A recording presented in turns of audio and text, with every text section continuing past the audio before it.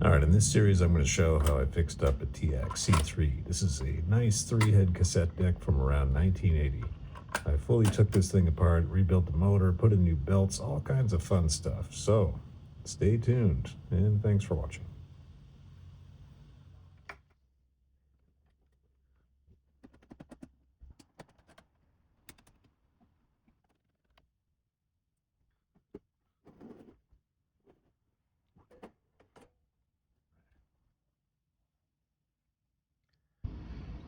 Could feel a lot worse. You know what? I wonder if somebody's been in here before and scratched that up to give it some grip. Look at that.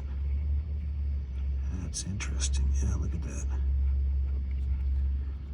Oh, need power first. Okay, power's on. Pardon the movement here. Play. Stop. Fast forward. Now, I didn't do anything. That stopped on its own. Let's try it. Fast forward again. I think that belt, the idler wheel tire thing is loose. Let's try rewind. Okay, stop. Play. Fast forward. I didn't do that. Fast forward again. And stop. Okay, I'm trying to show this setup here. If I bring it out this way, I think this is like adjusting the azimuth. So you see how the one channel definitely becomes aligned, or the alignment is changing. And by lifting and pulling this out, strength at the top one is changing. I think the right's on top. Frequency is 2.9 kilohertz. That is, going by the numbers anyways, that's terrible. Way off. 100 hertz. Actually, maybe it's not that wobbly. So it was bad a couple of minutes ago though. So it did seem like something needed to warm up a little bit. I'll see if I can align these two together. So in theory, if I pull the tape like before, aha. So I think what you want to see is the exact same pattern aligned on both, or the opposite. Oops, pinched too much. Rough plan of attack. 1, 2. Nothing obvious here. This might need to come out. And then there are maybe 3 on the bottom. So, and then all the cables. So I'm gonna have to take that clip tie out, see where all those go. Oh boy, that's gonna be a job. And then maybe, if this is too tight, if this assembly coming out bumps into this, might need to move this out of the way, but try these first and see what happens. 1, 2, 3. It's interesting, these. Well, maybe it's only 2. There, that looks, it's a panel, and then there's that, which might be part of the frame. So I'm just gonna do these 2 first with the right screwdriver.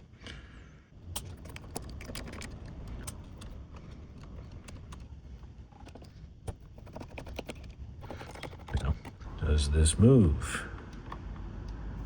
A little bit. Bingo.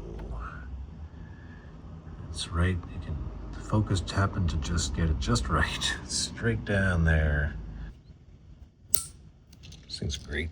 So this I think you do want to be careful with round tape heads and whatnot. All right. I think the only thing holding it might be some cable ties down here. Snippy time. At this point, it might be just that. I actually think that the next move is these two cables. That'll free up this area, and I don't need to snip these little ties because they can, I think they can stay. That'll come off, and then that leaves just this section here, I think. So we'll see. This is gonna be a tough one. I'm trying to use these, the flat part of these tweezers.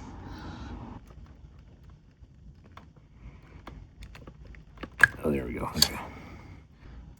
Okay, I think this block is one big piece, but I'm gonna try to label these just to be safe.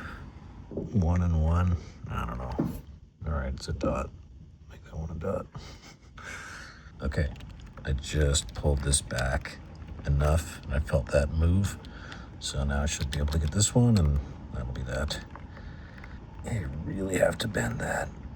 There we go, okay. Yikes.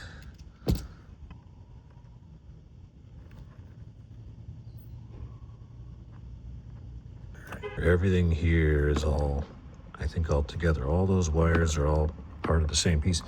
So I think the last bit is just this lead down here. Okay, this seems like a major routing point here. I don't know if that's tied down or something, but with that out of the way, what's next? I see, okay. I don't know if that's tape head signals, but anyways, lots of stuff.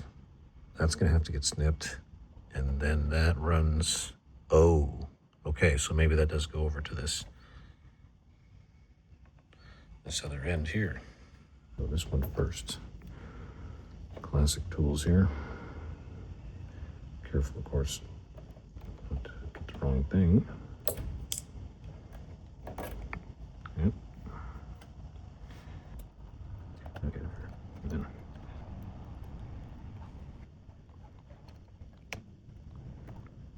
Well, this is great.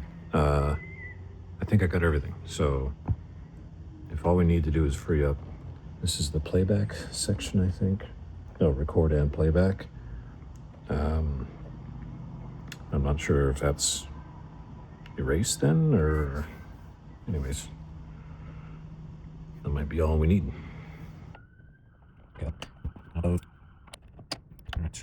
P101, there we are. Easy. All right, so there's our P101. I'm still not sure what that is, which it's like a head or control thing. But anyway, next thing is to loosen up that bad boy, which, I don't know, let's try this again. I don't want to pull the wires too much because these are so tight. There we are, okay, got it. So just pinch that slowly. That's the safe way to do it. 301, there we are. Awesome. Uno. Oh, okay, this is a tough one.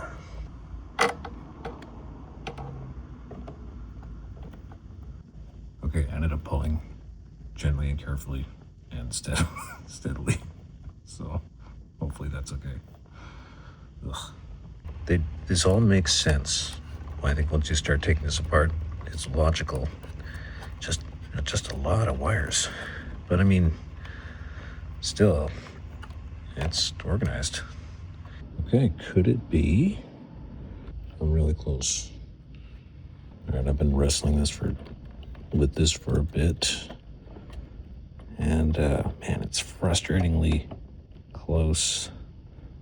That's catching a bit. There's a piece here I don't want to mess up. So you could try to take this out. That would allow you to free. That would move out. That'd probably do everything. Or this. It doesn't look very fun, though, because there's all the cables. So maybe it does end up that I take this. Yeah, that looks like the front plate has to come off so that I can get that off. Man, I was so close to victory on this one. That thing is just too tight with that whole counter coming over there, so we're gonna need to, I want to take these out and straighten this anyways. Fix that, so those screws pull. These, that should just come off. Oh, and these.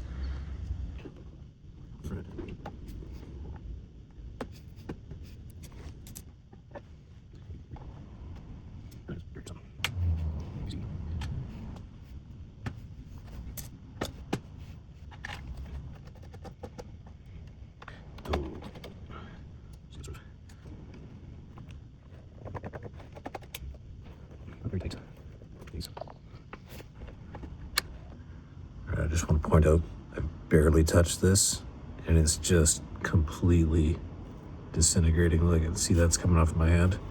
So, gotta be careful about that. There's a whole bunch more where that came from right there. Next piece to take out to get the tape transport was this guy.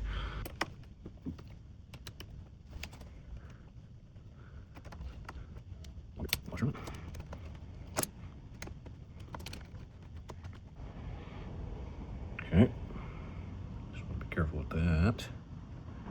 This does go to the transformer, which is high voltage, so be careful with that too.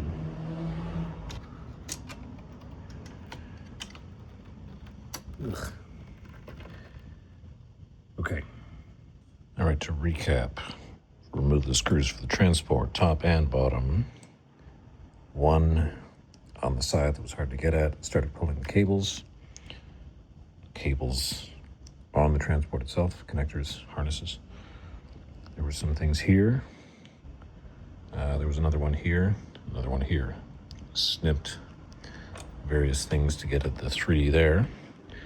Got those loose.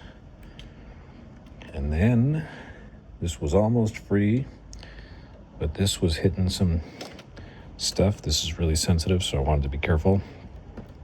Boy, they pack these things tight.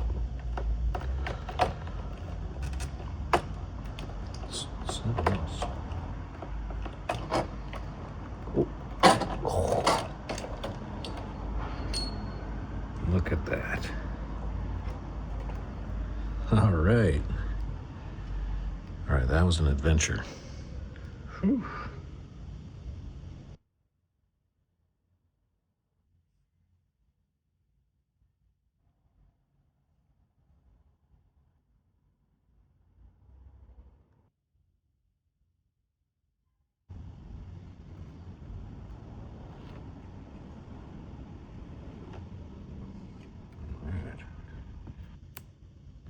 Here's your eject mechanism.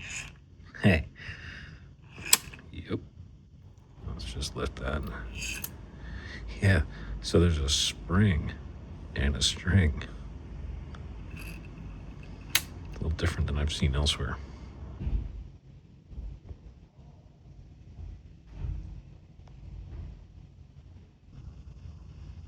Some gunk in there. What else we got here?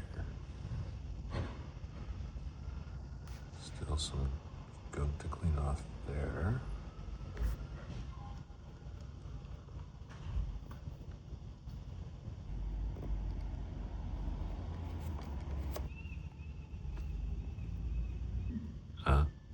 I see, okay. Nice. You know, I gotta say, that doesn't look too bad. This wheel roller goes over here to the tape counter assembly, and that drives this little guy here. Well, I guess at some point the next thing will be put these bad boys in there. Now I think I know why there are more than I thought, at least 3. Yeah, that's, damn. Just noticing I did bend a couple of these pins, so I'll try to straighten those out. I mean, ultimately they'll get fixed when I put the connector back on, but we're worth paying attention to. All right, wouldn't be fun if you didn't have some, Lord knows what, decomposing rubber on your fingers. So, I think I've got a lead on how to safely disassemble this thing. So, Capstan, the big wheel, flywheel. Let's see if I can do this safely. That whole thing pokes all the way through the metal spindle that goes to the tire. I need to remove 1, 2, 3, 4 screws to get this plate off, which includes the main Capstan motor, I guess that is, which has the belt that I want to loosen. So once that's off, I need to disconnect the Capstan assembly so that big wheel will sit, I think, in place. So then this part can come out. I can get at that, remove the belt there. It should come this way. And then that will give me, with the wires and whatnot, can work around that. That will give me access to the innards. But that's an adventure for tomorrow.